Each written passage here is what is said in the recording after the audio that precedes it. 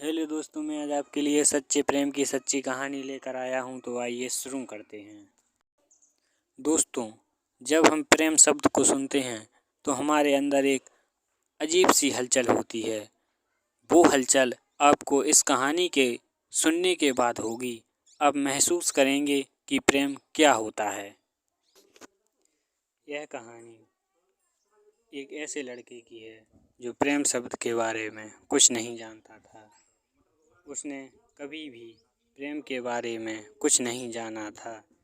चलिए हम उस लड़के की कहानी को जानते हैं। एक लड़का था, वह काफ़ी खुश रहता था। उसके जीवन में कोई गम नहीं था। अभी उसकी पढ़ाई ख़त्म हुई थी। हम आपको बता दें कि वह लड़का पढ़ने में बहुत तेज़ था। उससे हर टीचर खुश रहते थे।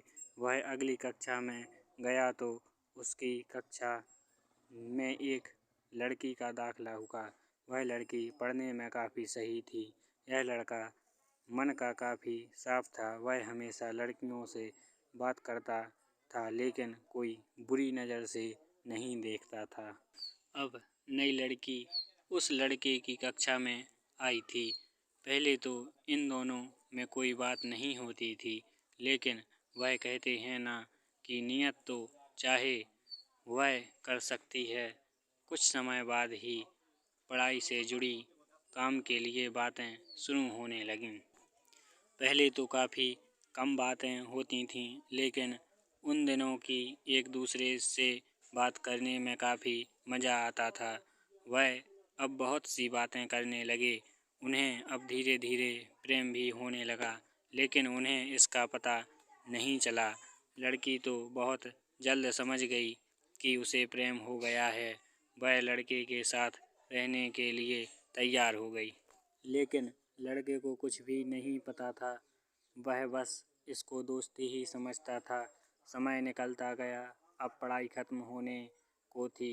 लड़की सोचती थी कि लड़का अपनी तरफ से बोले, लेकिन लड़का अभी तक कुछ नहीं समझ सका था। आखिर लड़की ने ही यह बात उसके दोस्तों से कही।